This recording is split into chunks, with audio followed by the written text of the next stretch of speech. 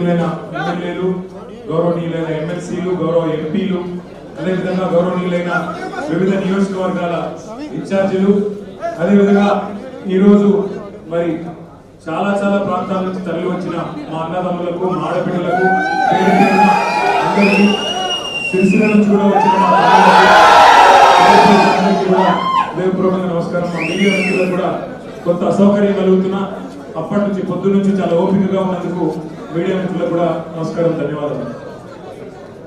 4 కోట్ల మంది ముందు చర్చిద్దాం, ఎవరి తప్పో ఎవరిది ఒప్పో చర్చ పెట్టు అని అసెంబ్లీలో అడిగితే పారిపోయిండు రేవంత్ రెడ్డి. ఈ ఫార్ములా ఈ కార్ రేసింగ్ మీద నేనేదో తప్పు చేసిన అంటున్నావు కదా, కేసీఆర్ ప్రభుత్వం ఏదో తప్పు చేసింది అంటున్నావు కదా, దమ్ముంటే అసెంబ్లీలో చర్చ పెట్టు అని అసెంబ్లీలో కూడా పట్టుబట్టినాం, పారిపోయింది.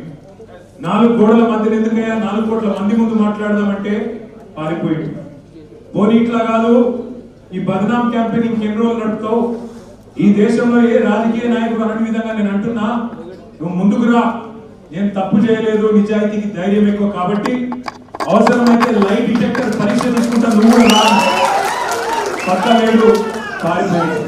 అయినా మళ్ళీ పిలిచిండు, మళ్ళీ ఈరోజు పిలిస్తే మళ్ళా పోయినాం. ఎందుకంటే చట్టాన్ని గౌరవించే వ్యక్తులుగా, న్యాయస్థానాల మీద నమ్మకం ఉన్న వ్యక్తులుగా నువ్వు ఎన్నిసార్లు పిలిస్తే అన్నిసార్లు వస్తా అని చెప్పిన పొద్దున్నుంచి 9 గంటలు ఒకటే క్వశ్చన్, అటు తిప్పడుగుడు ఇటు తిప్పడుగుడు, తిరులమరలేసి మరల తిరలేసి అడిగిందే అడిగి నేను కుల్ల చెప్పిన ఇప్పుడే హరీష్ రావు గారు చెప్పినట్టు ఈడికెళ్ళి ఎట్టి పరిస్థితుల్లో ఫార్ములా ఈ రేస్ పోవద్దు అని చెప్పి మొదటి సంవత్సరం విజయవంతంగా నిర్వహించిన తర్వాత 2వ సంవత్సరం కూడా ఈడనే ఉండాలి అని చెప్పి ప్రభుత్వ పరంగా విధానపరమైన నిర్ణయం తీసుకున్నాము.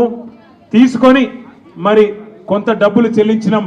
1 రూపాయి కాదు కదా, 1 పైసా కూడా అవినీతి జరగలేదు. ఈడికెళ్ళి పైసా పోయింది, అక్కడ ఉన్నది, ఇలా అవినీతి ఎక్కడ ఉంది అనే అవినీతి నిరోధక శాఖ అధికారులను అడిగినాం, సమాధానం లేదు. బెబ్బెబ్బే ఏంది అంటే, ఫైల్ ఇటు పోయిందా, ఇటుకెళ్ళి పోయిందా, నువ్వు కుడి చేపులకి వెళ్ళి ఇచ్చినావో పైసలు, ఎడమ జేబులకి వెళ్ళి ఇచ్చినావో పైసలు అని చెప్పి పనికిమాలిన ప్రశ్నలు తప్ప, చిట్టినాయుడు రాసిచ్చి పంపిన ప్రశ్నలు తప్ప ఏమీ లేదు విషయం. అందుకే నేను మొన్న చెప్పినా మళ్ళీ చెప్తున్నా, ఇది లొట్టపీస్ కేసు, ఈయన ఒక లొట్టపీస్ ముఖ్యమంత్రి. ఏది కాదు, వీళ్ళతోని ఏం చేయరాదు, పరిపాలన చేత కాదు, ప్రజలకిచ్చిన హామీలు నెరవేర్చే దమ్ము లేదు. అందుకే దద్దమ్మ రాజకీయంతో ఇవాళ తప్పించుకునే ప్రయత్నం చేస్తా ఉన్నారు. మొన్ననే మన నాయకుడు, పెద్దలు, తెలంగాణ సాధించిన నాయకుడు కేసీఆర్ గారిని కమిషన్ ముందుకు పిలిచిండు. అంతకుముందు హరీష్ రావు గారిని కమిషన్ ముందుకు పిలిచిండు. ఆయనకున్నదంతా ఒకటే షోకు, నేను నెల రోజులు జైలున్నా లుచ్చా పని చేసి వీళ్ళని కూడా పెట్టాలి కొన్ని రోజులు, అదొక్కటే ఆయన షోకు. ఆయనకున్న పైశాచికానందం అదొక్కటే. సాడిస్టులు ఉంటారు చూడు కొంతమంది, నాకు దక్కంది ఎవరికి దక్కద్దు అన్నట్టు, నాకు జరిగింది నీకు కూడా జరగాలన్నట్టు ఆయన ఎట్టి పరిస్థితుల్లో కొన్ని రోజులు జైల్లో పెడదామన్నది ఆయన షోకు. అందుకే నేను ఇలా అధికారులకు కూడా చెప్పిన, మీకు పైకి వెళ్ళి రావచ్చు ఆదేశాలు, ఇప్పటికే దబ్బన వస్తే పెడితే పెట్టుకోర్ర పోయి ఏముంది, మీరు పంపితే కూడా 15 రోజులు పోయేస్తా, ఏమున్నది, మంచిగా రెస్ట్ తీసుకొని వస్తా అని చెప్పిన. ఇప్పుడు కూడా మళ్ళీ చెప్తున్నా, తప్పు చేయలేదు, తలదించుకునే పని ఎంత మాత్రం చేయలేదు. తెలంగాణ ప్రతిష్టను పెంచే పని చేసినాం, తెలంగాణ ప్రతిష్టను ఆకాశం స్థాయికి తీసుకుపోయే పని చేసినాం తప్ప తప్పు చేయలేదు. అది కాళేశ్వరం ప్రాజెక్టు కావచ్చు, ఫార్ములా ఈ కావచ్చు, ప్రపంచంలోనే అతిపెద్ద లిఫ్ట్ ఇరిగేషన్ ప్రాజెక్టు కాళేశ్వరం. అందులో చేయని తప్పుకు ఇవాళ కేసీఆర్ గారిని, హరీష్ రావు గారిని పిలిచి వాళ్ళని అక్కడ ఇబ్బంది పెట్టే ప్రయత్నం, మన నాయకులు కార్యకర్తల ఆత్మస్థైర్యం దెబ్బతీసే ప్రయత్నం అక్కడ కమిషన్ ముందు.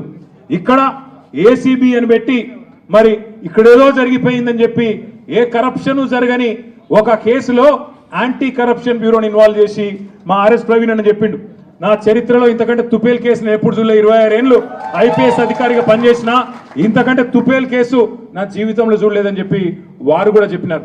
అంటే ఇట్లాంటి కేసులు పెట్టి ఏదో సాధిస్తాను రేవంత్ రెడ్డి గారు అనుకుంటున్నాడు.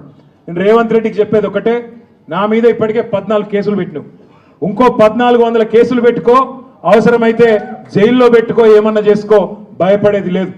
తెలంగాణ కోసం ఆనాడు జైలుకు పోయినాం, ఇవాళ అవసరమైతే తెలంగాణ ప్రతిష్టను పెంచడానికి తీసుకున్న ఒక నిర్ణయం వల్ల మళ్ళీ జైలుకు పోవాల్సి వస్తే కూడా భయపడేటోడు ఎవడు లేడు.